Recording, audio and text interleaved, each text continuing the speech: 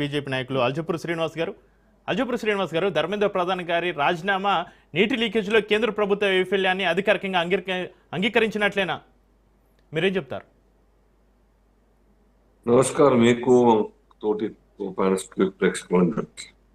ఇప్పుడు కిసాన్ యొక్క రైతుల యొక్క చట్టాలప్పుడు కూడాను మేము మా ప్రధానమంత్రి గారు in the interest of nation ఉద్యమం తప్పుదారి పడతా ఉన్నది, విదేశీ నిధులు వస్తున్నాయి, విదేశీ యొక్క శక్తులతోని ఇక్కడ యొక్క అరాచకాన్ని సృష్టించే ప్రయత్నం చేస్తున్నారు, అక్కడ పైన ఎక్కి జెండాలు ఎక్కించేటువంటి కార్యక్రమం చేస్తున్నారు, అనేక రకాలుగా మరి ప్రయత్నాలు కుట్రలు చేసినట్టు విషయం తెలిసి తప్పనిసరి పరిస్థితిలో కంటిలో నీళ్లు తెచ్చుకొని మరి ఆ యొక్క చట్టాన్ని వాపసు అది దాని తర్వాత బీజేపీకి ఓడిపోయినట్ట.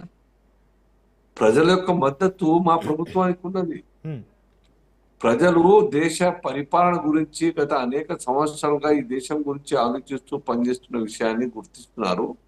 కానీ కొన్ని రాజకీయ శక్తులు, కొన్ని పార్టీలు, మమ్మల్ని వ్యతిరేకించే శక్తులు అందరూ కూడా ఒక్కటై ఆధారం లేనటువంటి యొక్క ఇష్యూని తీసుకొని పెద్ద చేసే ప్రయత్నంలో ఒక ఇన్సిడెంట్ ఆ యొక్క సక్సెడ్ అయినారు.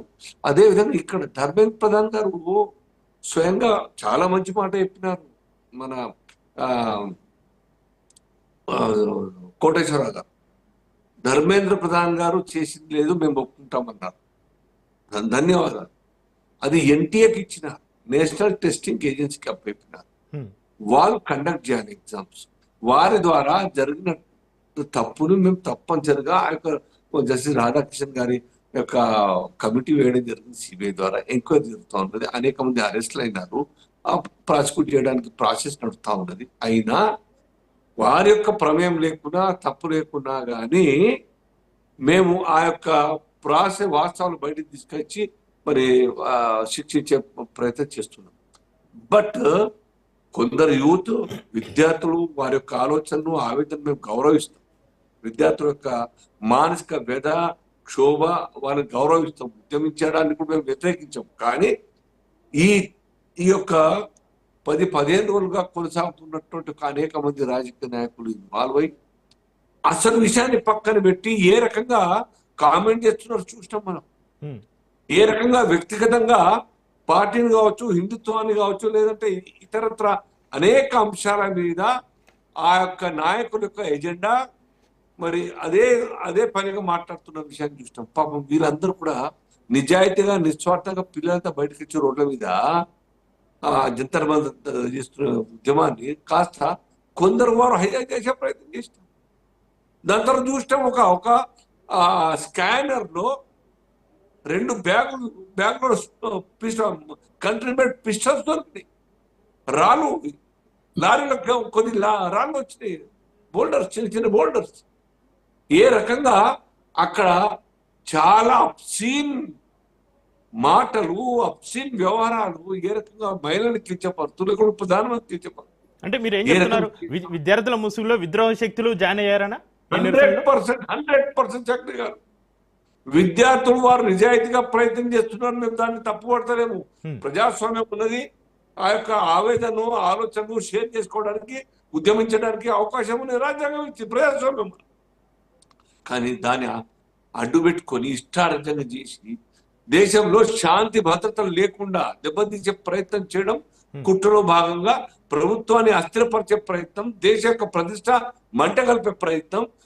విదేశాల నుంచి నిధులు వస్తున్నాయి, విదేశం నుంచి ఫుడ్ సప్లై అవుతా ఉన్నది. దీని ఏం చెప్పడం కాదు.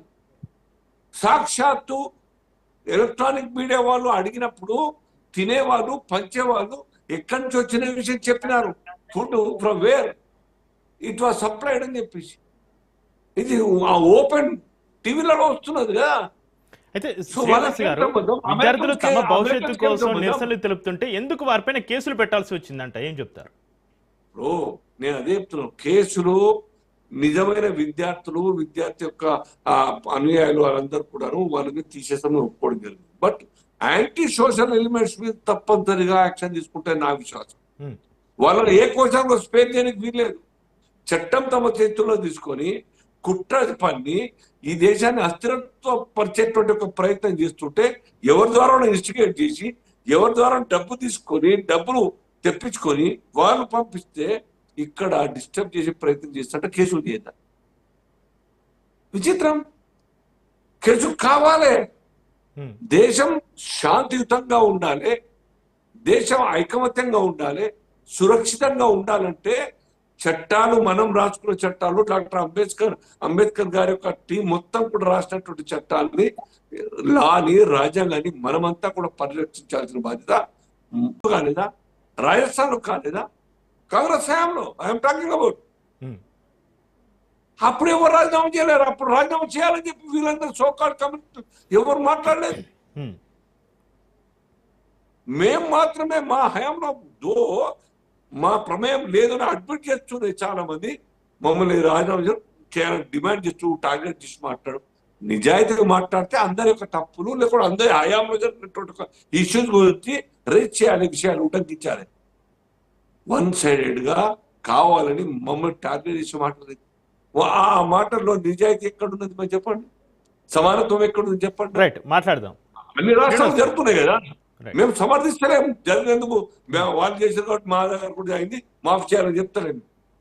కానీ ఎవరైతే కామెంట్ చేస్తున్నారో మా మీద బురద జల్లే ప్రయత్నం చేస్తున్నారో వాళ్ళు కూడా ఆలోచించాలి. ఇంకా ఎవరి హయాంలో జరిగినాయి, ఏ రాష్ట్రంలో జరిగినాయి, దేశంలో ఎక్కడ జరిగినాయి, ఆ యొక్క విషయాల మీద నిజాయితీగా సమన్వయంతో మాట్లాడాలి. మేము యాక్షన్ తీసుకున్నాం, విత్డ్రా చేసుకున్నాం, లేదు రాజీనామా కూడా చేస్తాం. Not because of we did mistake, but in the interest of nation. Right Srinivas గారు, అయితే కాంగ్రెస్ నాయకులు బీఆర్ఎస్ నాయకులు గారితో మాట్లాడే ముందు ఒక చిన్న బ్రేక్ తీసుకుందాం. బ్రేక్ తర్వాత డిబేట్ని కంటిన్యూ చేద్దాం. చూస్తూనే ఉండండి రాష్ట్ర న్యూస్.